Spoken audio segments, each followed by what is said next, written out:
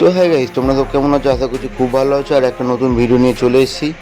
তো আজকে যাচ্ছিলাম একটুখানি ঘুরতে ঘুরতে বলতে কি, এমনি বেরিয়েছিলাম বিকেলবেলা, ভালো লাগছিলো না বলে।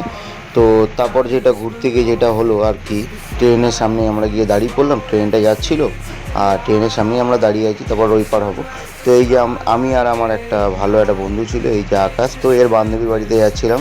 ঠিক আছে, তো আকাশ বলে ছেলেটা বলছে যে আমাকে থাকতে দেয় না, তখন ও যখনই ফাঁকা থাকে তখন বলে চ চ চ চ।